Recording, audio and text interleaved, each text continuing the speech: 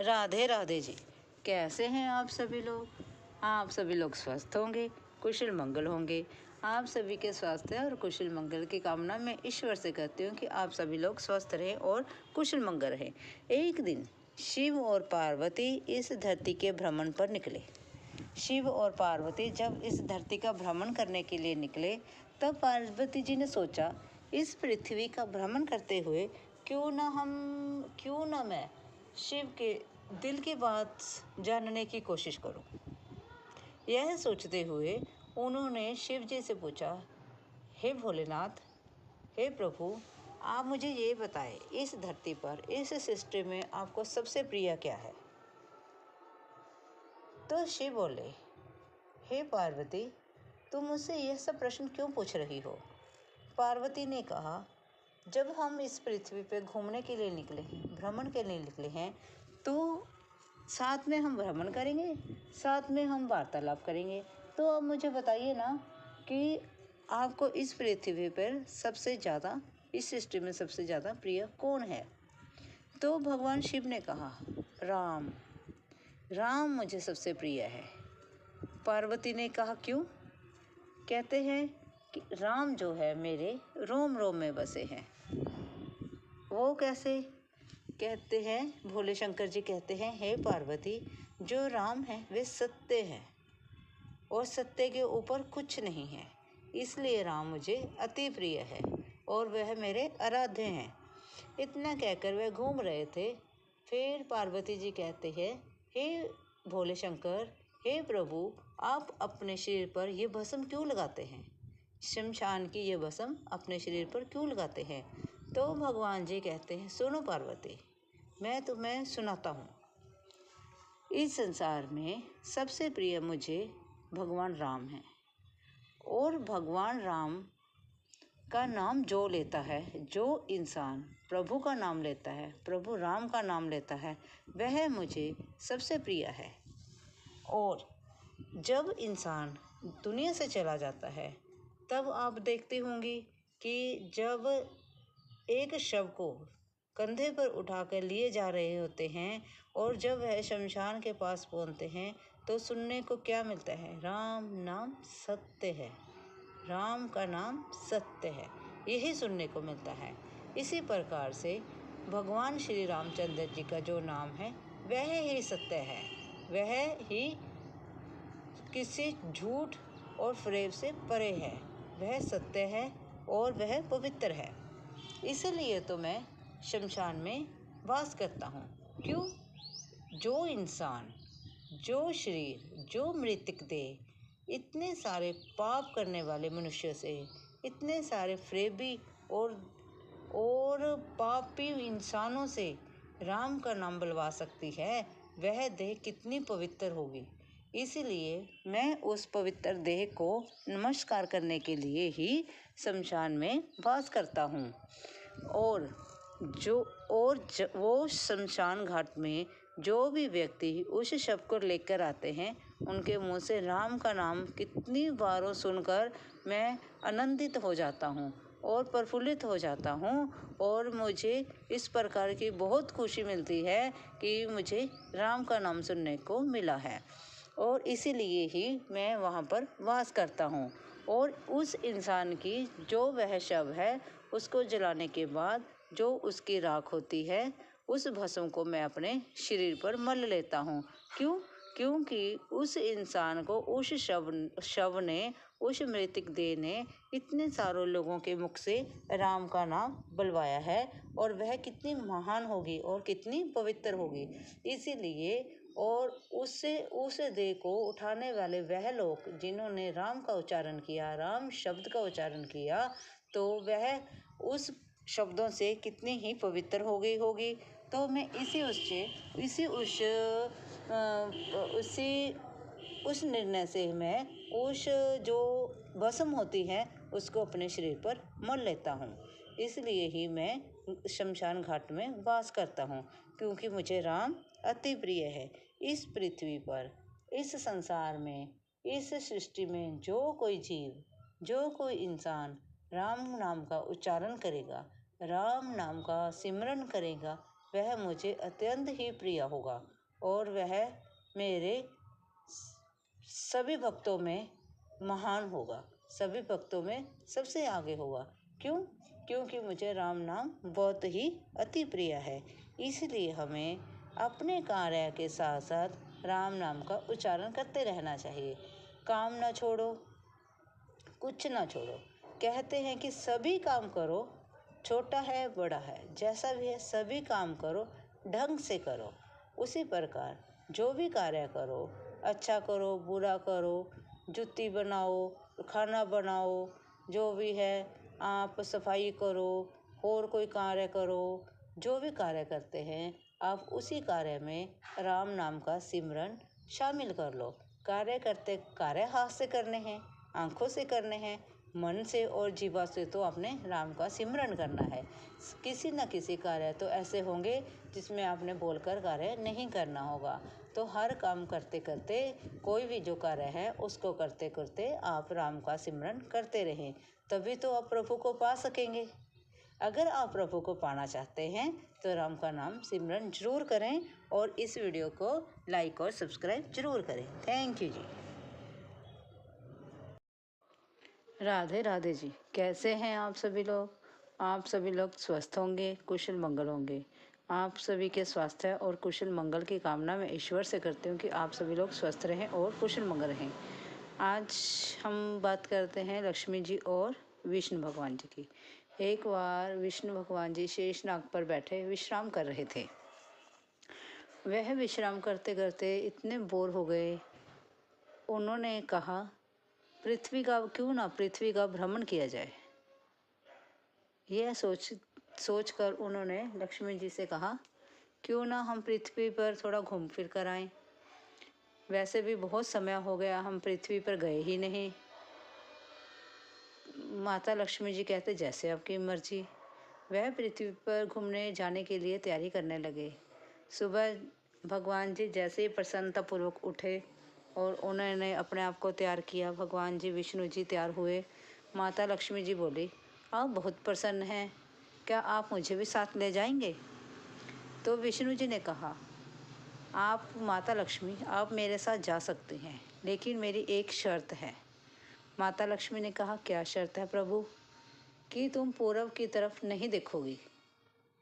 माता लक्ष्मी ने कहा बस इतनी सी शर्त है? नहीं, मैं पूरब की तरफ नहीं देखूंगी। तो दोनों जने पृथ्वी के लिए भ्रमण के लिए निकल पड़े।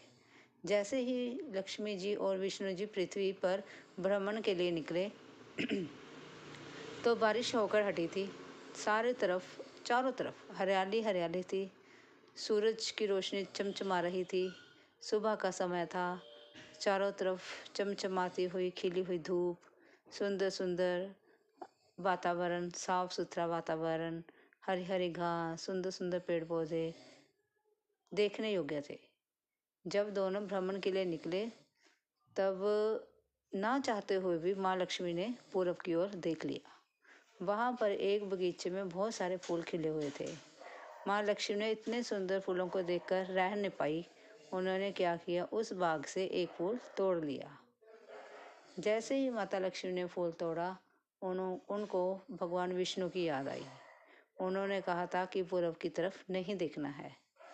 तब माता लक्ष्मी ने कहा हे प्रभु मुझसे भूल हो गई है, मैंने पूरब की तरफ देखा है। और तब विष्णु जी ने कहा हे माता लक्ष्मी तुमने किसी के बाग से फूल तोड़ा है, यह एक चोरी के समान है, इसलिए इस चोरी की सज़ा तो आपको मिलेगी ही मिलेगी। अब तुम्हें पृथ्वी पर उसके घर पर नौकरानी बनकर रहना होगा जब तक आपके इस पाप का पश्चात 3 साल के लिए आपको वहाँ पर रहना होगा। इतना कहते हुए जब आपके 3 साल कंप्लीट हो जाएंगे तब मैं आपको अपने वहाँ पर बैकुंठ में बुला लूँगा। इतना कहते हुए विष्णु जी अपने बैकुंठ को वापस चले गए। तो माता लक्ष्मी अपना भेष बदलकर उस किसान के यहाँ, किसान का नाम था माधव, किसान के यहाँ नौकरानी के रूप में काम करने लगी। और माधव ने कहा हे बहन जी आप कौन हैं और क्या चाहती हैं? तो माता लक्ष्मी ने कहा कि मैं एक गरीब हूँ, मेरे पास रहने के लिए घर नहीं है, खाने के लिए भोजन भी नहीं है और पहनने के लिए कपड़ा भी नहीं है। क्या आप अपने घर पर रख लोगे? तब उस किसान ने कहा, हे माता, हे बहन, मैं तो आप एक गरीब हूँ, मेरी कमाई से तो मेरे बच्चों का पालन पोषण नहीं होता। क्यों? क्योंकि उसकी पहले ही 2 बेटियां होती हैं और मैं आपका कैसे गुजारा करूँगा?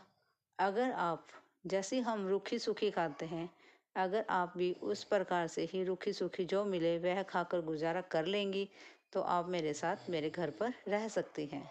तब माता लक्ष्मी ने कहा, प्रभु, हे किसान, हे भैया, जैसे आपकी मर्जी है मैं उस प्रकार से आपके घर पर रह लूँगी, मुझे बस आपके घर में एक छोटा सा कोना चाहिए।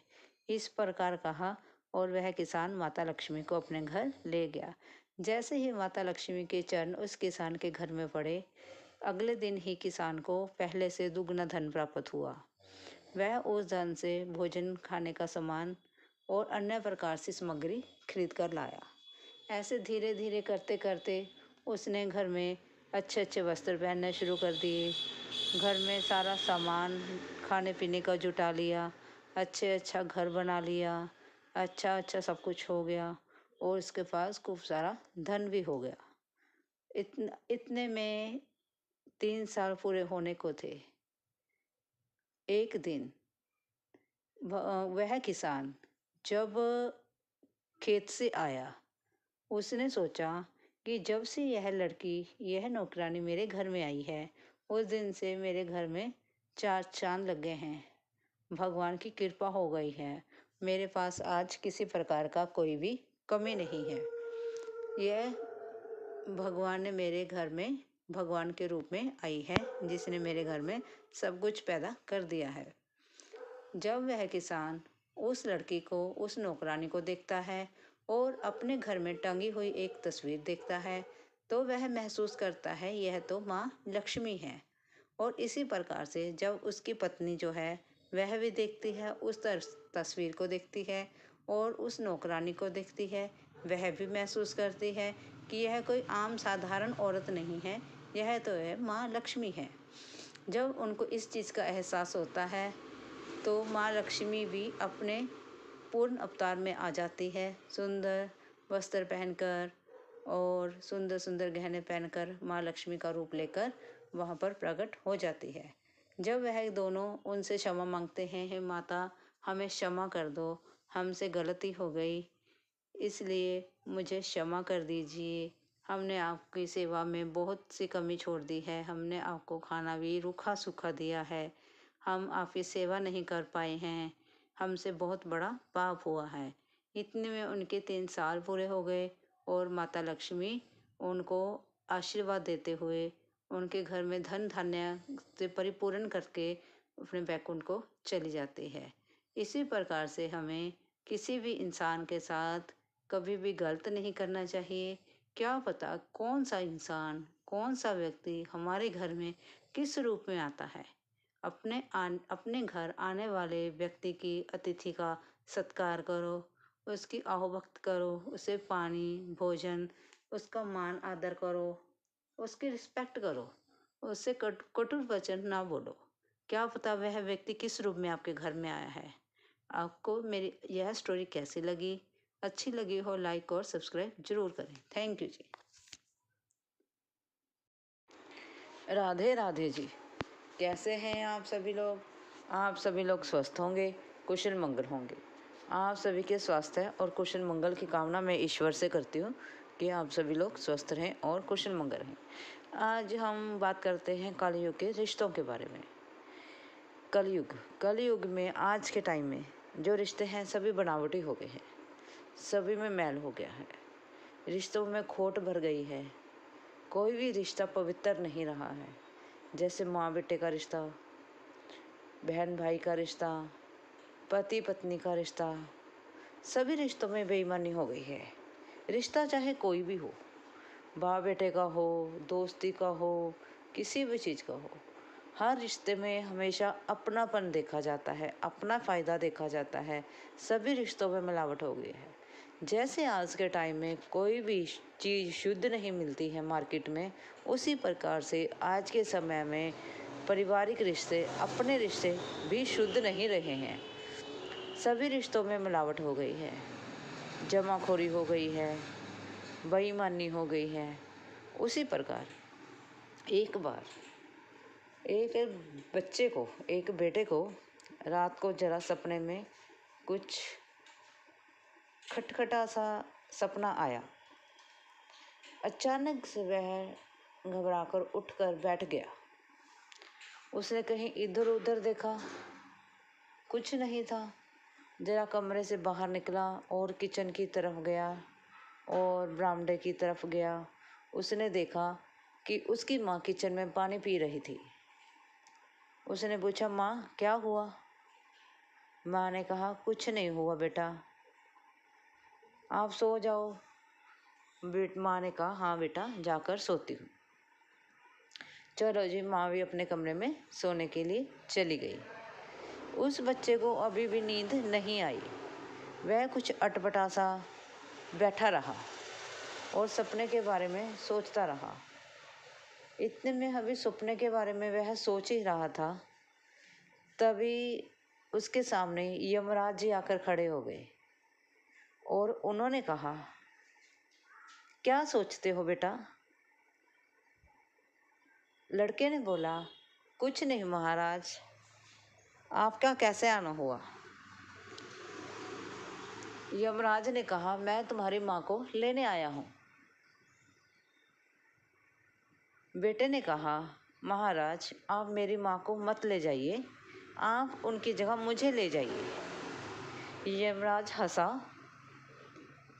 हंसते हुए उसने कहा, वाह बेटा, उस माँ को तुम कह रहे हो कि ना ले जाओ, जिसने लेने तो मैं तुम्हें आया था, लेकिन उसने पहले ही, उसकी दुआ में इतना असर था कि उसने पहले ही तुमसे पहले उसने कहा कि मेरे बेटे को नहीं, मुझे ले जाओ। अब उसका नंबर तो कट गया है, इसलिए अब मैं तुम्हारी माँ को लेने आया हूँ। इसी प्रकार ये ऐसे रिश्ते होते हैं माँ बच्चे के, और भी सभी रिश्ते में कुछ ना कुछ अभी भी अपनापन है, जहाँ पर हमें किसी दूसरे के प्रति अगर कुछ गलत होना हो तो वह हमें पहले से महसूस हो जाता है। लेकिन आज के टाइम में सभी रिश्ते मतलबी हो गए हैं, सभी मिलावटी हो गए हैं। लेकिन हम सभी ने इन रिश्तों में प्यार भरना है, इन सब से ऊपर उठकर अपनेपन के लिए, अपनों के लिए जीना है और उनके लिए प्रेम, और उनके मन में भी अपने लिए प्रेम जगाना है। क्या हम कर पाएंगे? सोचो, हाँ, क्यों नहीं कर पाएंगे? अगर हमारा प्रेम सच्चा होगा तो हम ये सब जरूर कर पाएंगे। ये वीडियो कैसी लगी? क्या आपको लगता है कि अरदास में ताकत होती है? अगर लगता है तो प्लीज़ शेयर और लाइक और सब्सक्राइब जरूर करें। थैंक यू जी।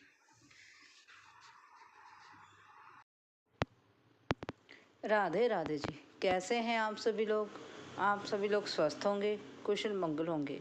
आपके स्वास्थ्य और कुशल मंगल की कामना मैं ईश्वर से करती हूँ कि आप सभी लोग स्वस्थ रहें और कुशल मंगल रहें। आज हम बात करते हैं कुछ भाइयों के बारे में, जो कि संपत्ति के हिसाब से कुछ भाइयों के बारे में। जैसे कि आप सभी जानते हैं, लंकापति रावण के भाई कुबेर जी, जिन्होंने अपनी सारी संपत्ति रावण को, अपने सौतेले भाई रावण को सौंप दी, और आप जाकर उसने जाकर, कुबेर जी ने जाकर अलकापुरी बसाई। और एक रावण था जिसने अलकापुरी पर भी हमला कर दिया और उसकी, कुबेर जी की सारी संपत्ति हड़प ली और अलकापुरी भी हड़प ली।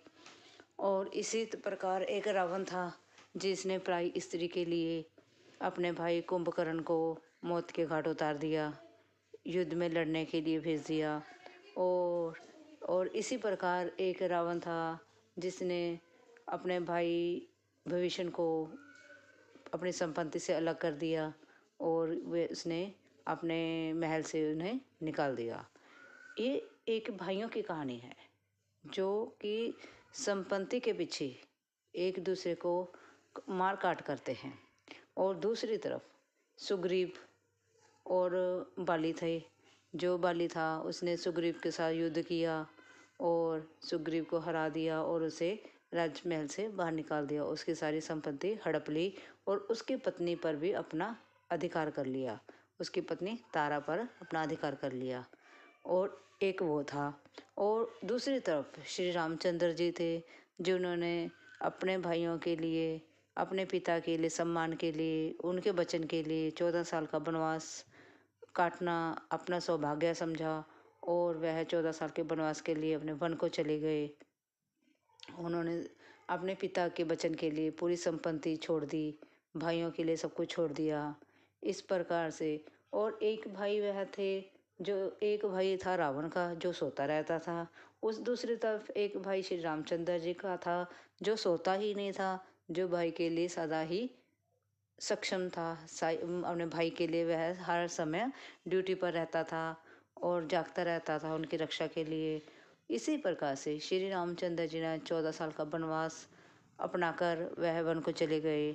वहाँ पर उन्होंने कितने कष्ट किए, कितने कष्ट उठाए। उन्होंने रावण से युद्ध किया, उनका पति पत्नी हरण हो गया, उनको अपने बच्चों के साथ युद्ध करना पड़ा, इस प्रकार से। और उन्हें रावण के साथ युद्ध करना पड़ा और वह उन्होंने मृत्यु के नज़दीक जाते जाते बचे। इस प्रकार से बहुत सी ऐसी बातें हैं जो भाइयों और संपत्ति के बीच आ जाती हैं। सिर्फ लक्ष्मण जी एक ऐसे थे जिनसे एक गलती हो गई थी, जिन्होंने पराई स्त्री का नाक काट दिया था। इसी के कारण श्री रामचंद्र जी को सीता को त्यागना पड़ा, अपने बच्चों से युद्ध करना पड़ा। और भी बहुत सी उनकी श्री रामचंद्र जी की जीवन में भी बहुत सी कठिनाइयाँ आई हैं। अगर हम कहते हैं कि माता सीता के जीवन में कठिनाइयाँ आई थी, तो कठिनाइयाँ तो श्री रामचंद्र जी के जीवन में आई थी। दोनों के जीवन ही कठिनाइयों पूर्वक भरे हुए थे।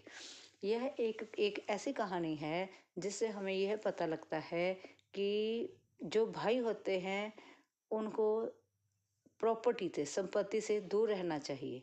एक भाइयों को ऊपर रखो, संपत्ति से अपने भाइयों को दूर रखो, क्योंकि पैसा जहाँ काम आता है, भाई उससे भी कहीं ऊपर काम आते हैं। जहाँ भाई काम आते हैं वहाँ पैसा काम नहीं आ सकता। भाई और पैसे का कोई मुकाबला नहीं है। पैसे को अपने भाइयों के ऊपर से वार देना चाहिए।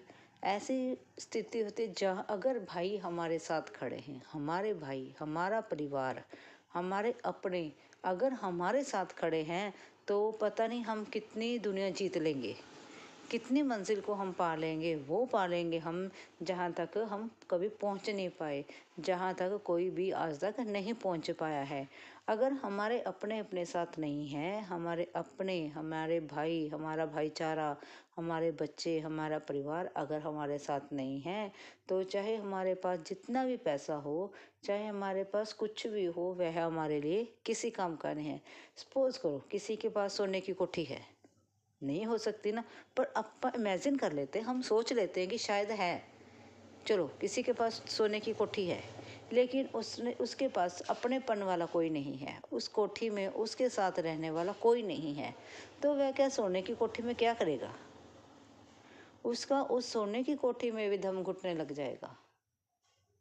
और एक झोंपड़ी है, छोटी सी झोंपड़ी है जिसमें 4 लोग रह नहीं सकते, लेकिन अगर उसमें उसके अपनेपन वाला परिवार हो, जो उसके दुख सुख में उसके साथ खड़ा हो, उसके सहयोगी खड़े हों, तो वह एक झोंपड़ी भी महल से भी ज़्यादा बढ़कर है। इसलिए पैसे से ऊपर रखो अपने अपनेपन को, पैसों से ऊपर रखो अपने परिवार को, अपनों को। तभी तो हम जीवन में सक्षम हो पाएंगे, जीवन में सक्सेस हासिल कर पाएंगे और ऊंचाइयों को छू पाएंगे। पैसों को अहमियत मत दो, पैसा तो हाथों की मैल है, इसको तो हम जब मर्जी कमा सकते हैं, लेकिन हम रिश्ते द्वारा नहीं बना सकते। जिनके माता पिता नहीं हैं, है ना जी, जीवन में माता पिता खो दिए, या जिन्होंने बच्चे खो दिए, या जिन्होंने अपना कोई भी सगा संबंधी खो दिया, क्या वह पैसों से ला सकता है? नहीं ना। लेकिन अगर वो सगे संबंधी अपने साथ हों, तो हम पता नहीं कितना पैसा कमा लेंगे, ज़िंदगी में कितनी खुशियाँ हम हासिल कर लेंगे। पैसों से खुशियाँ नहीं खरीदी जाती, लेकिन खुशियों से पैसे कमाए जा सकते हैं। इस बात का ध्यान रखें और अपनेपन के साथ अपनों को अपने साथ लगा कर रखें, उनके साथ रहें, प्रेम पूर्वक रहें। किसी ने अगर कुछ कह दिया हो, हमारे दिल को ठेस लगी हो, तो उसको थोड़ा भूलने की कोशिश करें और सबके साथ मिलजुल कर रहें। अगर आपको वीडियो अच्छी लगी हो, लाइक और सब्सक्राइब ज़रूर करें। और मेरी इतनी सी रिक्वेस्ट है कि प्लीज़ आपस में प्रेम से रहें। Thank you everybody. Thank you ji. Radhe Radhe ji. कैसे हैं आप सभी लोग? आप सभी लोग स्वस्थ होंगे, कुशल मंगल होंगे। आप सभी के स्वास्थ्य और कुशल मंगल की कामना मैं ईश्वर से करती हूँ कि आप सभी लोग स्वस्थ रहें और कुशल मंगल रहें। आज हम बात करते हैं प्रभु के एक अनोखे भक्त की। एक बार एक अनोखा भक्त जब मंदिर जाता है तो वह प्रभु से कहता है, हे प्रभु, आप तो कितने सालों से ऐसे मूर्ति की तरह खड़े हैं, आप तो थक गए होंगे। आप आज ऐसा करिए कि आप बाहर घूम आए, मंदिर से बाहर जाओ और बाहर की दुनिया में घूम कर आओ और मैं आपकी जगह पर मूर्ति बनकर खड़ा हो जाता हूँ। प्रभु ने कहा, चलो ठीक है, तुम खड़े हो, चलो मैं बाहर घूम कर आता हूँ, लेकिन कोई भी आए, कोई मेरा भक्त आए, किसी से कोई बात नहीं करनी है, हिलना नहीं है, डुलना नहीं है और कुछ अपनी मर्जी से नहीं करना है। कुछ भी फैसला तुमने अपनी मर्जी से नहीं लेना है। भक्त भगवान जी की बात मान जाता है और वह अनोखा भक्त वहाँ मूर्ति बनकर मंदिर में खड़ा हो जाता है और भगवान जी बाहर टहलने के लिए चले जाते हैं। तो मंदिर में एक बहुत बड़ा व्यापारी आता है। वह भगवान जी से प्रार्थना करता है, हे प्रभु, मैंने बहुत बड़ा कारोबार शुरू किया है, मेरी कृपा करना, मेरे ऊपर अपना आशीर्वाद बनाए रखना, मैं दिन दुगनी और रात चौगुनी तरक्की करूं। भगवान जी उस व्यक्ति की, उस व्यापारी की सभी बातें सुन रहा होता है और ऐसे ही उसका पर्स, जैसे ही वह पर्स में से पैसे निकालकर मंदिर में चढ़ाता है और उसका पर्स वहीं पर ज़मीन पर गिर जाता है, जिसे वह देख नहीं पाता और वह माथा टेक कर वहाँ से चला जाता है। इतने में एक गरीब व्यक्ति आता है उस मंदिर में। वह भगवान जी से प्रार्थना करता है, हे प्रभु, आज मेरे बच्चे सुबह से भूखे हैं, उनको खाने के लिए कुछ नहीं मिला है, कृपा करके आप मेरे ऊपर कृपा करें और मेरे बच्चों को कुछ खाने के लिए दें। इतने में उसकी नज़र जो है उस पर्स पर पड़ती है और वह व्यक्ति भगवान का आशीर्वाद समझकर उस पर्स को ले जाता है और अपने बच्चों को पेट भर खाना खिलाता है। इतने कुछ ही समय बाद वहाँ पर एक नौका वाला व्यक्ति आता है, जो नौका चलाता है, नाव चलाता है, वह व्यक्ति आता है और प्रभु से प्रार्थना करता है, हे प्रभु, आज मैं नाव लेकर समुद्र में जा रहा हूँ और मेरी रक्षा करना, कहीं आंधी तूफान और बाकी सभी परेशानियों से मेरी रक्षा करना। प्रभु उसकी सभी बातें सुनते हैं और इतने में वह व्यापारी आ जाता है पुलिस को साथ लेकर और कहता है कि इस मंदिर में भगवान जी, पुलिस वाले को कहता है कि हे पुलिस वाले, इस मंदिर में भगवान जी के सामने मेरा जो पर्स है वह गिर गया था और शायद मेरे बाद यह नौका वाला ही व्यक्ति यहाँ पर आया था जिसने मेरा पर्स चुरा लिया होगा। तो पुलिस जैसे ही उस नौका वाले व्यक्ति को पकड़ने लगती है, इतने में वह व्यक्ति जो भगवान की मूर्त के समान खड़ा होता है, वह बोल उठता है कि पर्स इस व्यक्ति ने नहीं चुराया है, वह किसी और ने चुराया है। तो पुलिस क्या करती है, उस व्यक्ति को, नौका चलाने वाले को छोड़ देती है और उस गरीब व्यक्ति को पकड़ लेती है जिसके बच्चे भूखे होते हैं। इतने में जब वह पुलिस उस नाव चलाने वाले को, नावक को ले जाती है और उसको जेल में बंद करने ही वाली होती है, तो जब वह व्यक्ति कह उठता है कि इसने नहीं चुराया है, पर्स इसने नहीं चुराया है, तो उसको, नाव वाले को, पुलिस छोड़ देती है और उसकी जगह पर वह गरीब व्यक्ति चला जाता है। जब वह गरीब व्यक्ति चला जाता है तो उसके बच्चे पीछे भूखे रह जाते हैं। तब वह भगवान जी को जब वह व्यक्ति आकर भगवान को सारी बात सुनाता है, हंस हंस कर सुनाता है कि मैंने आज मंदिर में इस प्रकार से उस व्यापारी की मदद की, तो भगवान जी सभी बातें ध्यानपूर्वक सुन रहे होते हैं और उस व्यक्ति को कहते हैं, जो मूर्त बनकर खड़ा होता है, कि तुमने जो किया है वह बहुत गलत किया है, क्योंकि वह व्यापारी था, वह पाप करता है, पाप कर्म की कमाई है जो वह खाता है, इसलिए अगर उसका पर्स वहाँ पर गिर गया था तो कोई बात नहीं थी। और जो वह गरीब व्यक्ति जिसको पुलिस पकड़ कर ले गई थी, जिसके बच्चे भूखे थे, वह तुमने बहुत बड़ा पाप किया है। और जिस नौका वाले को पुलिस पकड़ने आई थी, अगर पुलिस उस नौका वाले व्यक्ति को पकड़ के ले जाती तो वह व्यक्ति तूफान में, समुद्र में जो तूफान आया था उससे बच जाता। समुद्र में तूफान आ जाने के कारण वह नौका वाला व्यक्ति वहां डूबकर मर गया है और पुलिस को उस गरीब व्यक्ति को पकड़ ले जाने के कारण उसके बच्चे जो है वह भूख से मर गए हैं। तो तुमने देखो कितना पाप किया है, कितने आपने इस गलतफहमी में रहकर कितने पाप कर दिए हैं। जब मैंने तुमसे कहा था कि तुम मेरी जगह यहाँ पर खड़े हो सकते हो, लेकिन तुमने कुछ फैसला नहीं लेना है, फिर तुमने बिना कुछ सोचे समझे अपना फैसला क्यों सुनाया। इसलिए भगवान जी की बातों को नज़रअंदाज करने का यह उसे फल मिला और भगवान जी ने उसे यह समझाते हुए कि जो जो बात जिस जिस समय पर होनी है वह बात उस समय पर होती ही है। भगवान जी जो करते हैं अच्छा ही करते हैं और किसी के लिए भगवान जी कभी बुरा तो करने की दूर की बात है, वह भगवान जी किसी व्यक्ति के लिए बुरा सोचते भी नहीं हैं। सभी अपने अपने कर्मों का फल है, अपने अपने कर्मों का भुगतान है, इसलिए अच्छे कर्म करो, अच्छे फल पाओ और अच्छी कमाई करो, नेक की कमाई करो और अपने बच्चों का नेक की कमाई से पालन पोषण करो। अगर वीडियो अच्छी लगी हो लाइक और सब्सक्राइब जरूर करें। Thank you ji. राधे राधे जी। कैसे हैं आप सभी लोग? आप सभी लोग स्वस्थ होंगे, कुशल मंगल होंगे। आप सभी के स्वास्थ्य और कुशल मंगल की कामना मैं ईश्वर से करती हूँ कि आप सभी लोग स्वस्थ रहें और कुशल मंगल रहें। आज हम बात करते हैं शिव जी के एक निर्धन भक्त की। शिव के एक ऐसा भक्त जो एक दिन उसको खाने के लिए कुछ नहीं मिलता। एक बार एक गांव में एक व्यक्ति था, उसको खाने के लिए उस दिन कुछ भी ना मिला। वह घर गया, पत्नी से कहा कि आज तो मेरी कोई कमाई नहीं हुई है। तो पत्नी ने कहा, पहाड़ी के ऊपर शिव का मंदिर है, पहाड़ी के ऊपर शिव जी का मंदिर है, वहाँ पर जाओ और उनसे प्रार्थना करो, वह कुछ ना कुछ तुम्हारा इंतज़ाम जरूर कर देंगे। वह तो जीव जंतु को, कीट पतंगों को खाने के लिए देते हैं, तो तुम्हें क्यों नहीं देंगे। वह व्यक्ति अपने की पत्नी की बात सुनकर उस पहाड़ी पर की ओर चल दिया। जैसे ही वह पहाड़ी के ऊपर पहुंचा, उसने शिव जी को प्रार्थना करनी शुरू कर दी। शिव उसकी प्रार्थना सुनकर अति शीघ्र ही प्रसन्न हो गए और बोले, बोलो भक्त क्या चाहिए। तो उस व्यक्ति ने कहा कि हे भगवान जी, मुझे आज खाने को कुछ भी नहीं मिला है, आप मेरे ऊपर ऐसी कृपा करें कि मैं कभी भूखा ना रहूं।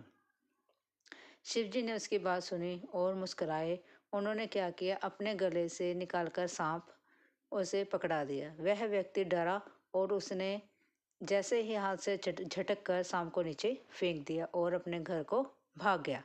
जैसे ही उसकी पत्नी ने पूछा कि तुम भगवान से क्या लाए हो, उसने कहा, भगवान ने तो मुझे सांप पकड़ा दिया था, इतना शुक्र करो कि मैं अपनी जान बचाकर वहाँ से भाग आया हूँ और मैंने उस सांप को वहीं पर फेंक दिया है। उसकी पत्नी कहती है कि अगर तुमने उस सांप को वहीं फेंक दिया है, ये तुमने कितनी मूर्खता भरी बात की है। अब जाओ और भगवान जी से द्वारा प्रार्थना करो और आशीर्वाद के रूप में कुछ ना कुछ वहाँ से लेकर आओ। वह व्यक्ति बेचारा फिर जाता है और भगवान भोलेनाथ की प्रार्थना करता है। जैसे वह प्रार्थना करता है, भगवान कहते हैं, तुम फिर आ गए। वह कहता है, भगवान जी, आपने मुझे जो सांप दिया था वो तो मैंने डर से यहीं फेंक दिया। आप मुझ पर इस प्रकार से कृपा करें कि मेरे मेरे घर में किसी प्रकार की कोई कमी ना रहे। भगवान जी कहते हैं, शिव भगवान कहते हैं, जैसे तुम्हारी इच्छा वैसा ही होगा। तुम जाओ और जो लेकिन मेरी भी यह एक शर्त है, जो तुम मुझसे मांगोगे तुम्हारे पड़ोसी को वह तुमसे 2 गुना होकर मिलेगा। वह व्यक्ति बड़ी खुशी खुशी घर पर चला जाता है और पत्नी को कहता है कि मुझे भगवान ने कहा है कि जिस चीज़ की मैं कामना करूँगा वह मेरे पड़ोसी को दुगनी होकर मिल जाएगी। वह व्यक्ति किसी प्रकार की कोई भगवान से तमन्ना नहीं करता है और वह ऐसे ही अपनी गरीबी में जी रहा होता है। जब वह काम के लिए कुछ समय के लिए अपने गांव से बाहर चला जाता है तो उसकी पत्नी कहती है कि वह व्यक्ति में भी जिस समय तक वो आएंगे तब तक मैं क्या भूखी प्यासी ही मर जाऊंगी। उसकी पत्नी बहुत ही कठिनाई में होती है और उसके पास खाने के लिए कुछ भी नहीं होता है। तो वह भगवान जी से प्रार्थना करती है। भगवान जी उस पर कृपा करते हैं और उसके घर झोंपड़ी की जगह घर बन जाता है। उसके घर में सब कुछ खाने पीने को हो जाता है। जब वह व्यक्ति वापस आता है और अपनी झोंपड़ी को वहाँ ना पाकर एक अच्छा सुंदर महल को देखकर वह अति चंभित रह जाता है और वह अपनी पत्नी को कहता है, ये तुमने क्या किया? उसकी पत्नी कहती है कि क्यों नहीं, जब भगवान ने हमें आशीर्वाद दिया है तो हम उस क्यों यूज़ ना करें, क्यों उसका प्रयोग ना करें। जैसे जैसे उसकी पत्नी ने उसका इस्तेमाल किया तो उसके पड़ोसी को भी उससे दुगना ही मिला। तब वह व्यक्ति देखता है कि यह तो बहुत गलत हो रहा है कि मेहनत मैंने की, भगवान को प्रसन्न मैंने किया, तो अगर मुझे 1 रुपया मिला तो उसको 2 रुपये क्यों, मेरे पड़ोसी को 2 रुपये क्यों मिले। इसी ईर्ष्या भावना के कारण वह कुछ भी नहीं भगवान से लेता है, उसी गरीबी में अपना समय गुजार देता है और फिर भगवान को कहता है, हे प्रभु आप ऐसे करें कि पूरे मुझे कुछ भी नहीं चाहिए, बस मुझे तो ऐसे चाहिए कि पूरी मेरी एक आंख फोड़ दो। भगवान जी के कहने के मुताबिक जब भगवान जी उसकी एक आंख फोड़ देते हैं तो पड़ोसी की दोनों आंखें फूटनी थी। फिर वह भगवान जी से प्रार्थना करता है, भगवान जी मेरे मेरे एक घर छोड़कर वहाँ पर मेरे गांव में आग लग जाए। सारा गांव सारा गांव जो है आग में झुलस जाता है और वो एक आंख से सभी जगह का तमाशा देख रहा होता है और इस प्रकार से वह उस चीज़ का दुरुपयोग करता है। और जैसे कि भगवान ने कहा होता है कि अगर तुम इसका दुरुपयोग करोगे तो यह मेरे पास शक्ति वापस आ जाएगी। तो वह शक्ति उस व्यक्ति के पास से भगवान के पास द्वारा चली जाती है और भगवान जी कहते हैं कि तुमने मेरी शक्ति का प्रयोग अपने फायदे के लिए नहीं किया बल्कि दूसरों के नुकसान के लिए किया है। इसलिए हमें इस कहानी से यह शिक्षा मिलती है कि हमें ईर्ष्या भावना छोड़कर अपनी मेहनत पर विश्वास करना चाहिए। मेहनत करो तो सब कुछ संभव है, ना करो तो कुछ भी संभव नहीं है। इसीलिए मेहनत करो, अच्छे कर्म करो, किसी का बुरा ना देखो। अपनी जब आप मेहनत करोगे, सच्चे मन से मेहनत करोगे, तब भगवान जी आपसे कुछ भी छुपा कर नहीं रखेंगे, आपको सब कुछ देंगे और आप एक न एक दिन अपनी मंजिल तक पहुंच ही जाएंगे। आपको यह स्टोरी कैसी लगी? अच्छी लगी हो तो प्लीज़ कमेंट करके ज़रूर बताएं और लाइक और सब्सक्राइब करना ना भूलें। Thank you ji. राधे राधे जी। कैसे हैं आप सभी लोग? आप सभी लोग स्वस्थ होंगे, कुशल मंगल होंगे। आप सभी के स्वास्थ्य और कुशल मंगल की कामना मैं ईश्वर से करती हूँ कि आप सभी लोग स्वस्थ रहें और कुशल मंगल रहें। आज हम बात करते हैं माता सीता की और अयोध्या की। एक बार अयोध्या के राजभवन में राजभोज चल रहा था। वहाँ पर सभी को भोजन, बड़े प्रेम पूर्वक भोजन परोसा जा रहा था। वहाँ पर माता कौशल्या सभी को भोजन बड़े आनंद से, बड़े प्रेम से भोजन परोस रही थी। और जब सीता माता जी की बारी आई तब सीता माता जी ने सभी को खीर परोसी। जो चावल और दूध से बनी खीर होती है वह परोसी। जैसे ही माता सीता ने सभी के पत्तल में खीर परोसी तब कहीं दूर से ठंडी ठंडी हवा का एक झोंका आया और इतनी तेज झोंका था कि सभी लोगों ने अपने अपने पत्तल संभालने।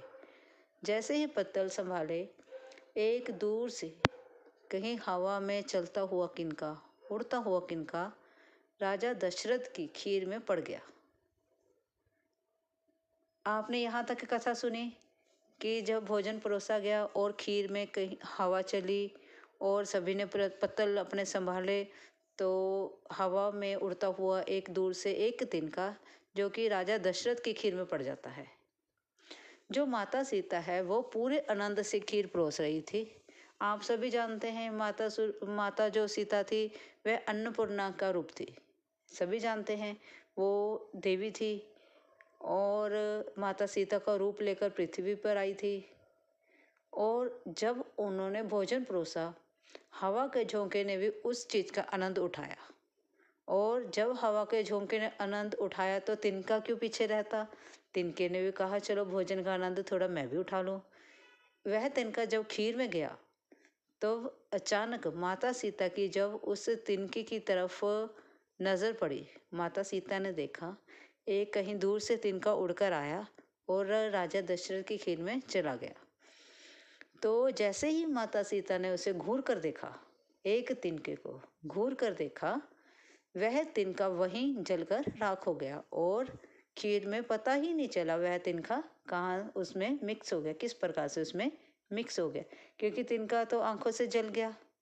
माता सीता की आंखों में तेज इतना था, उस तेज के कारण वह तिनका जलकर खीर में ही मिक्स हो गया। इस सारी घटना को जो राजा दशरथ थे वह देख रहे थे।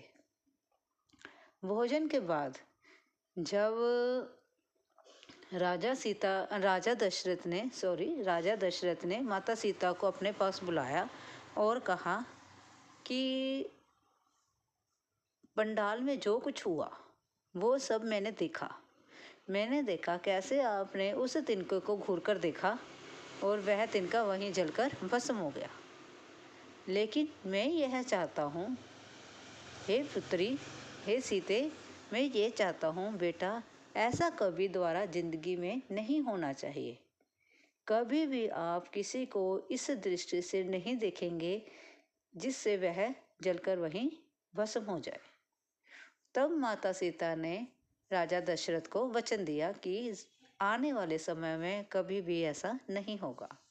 तभी तो जब माता सीता का हरण हुआ तो उनको अशोक वाटिका में रखा गया।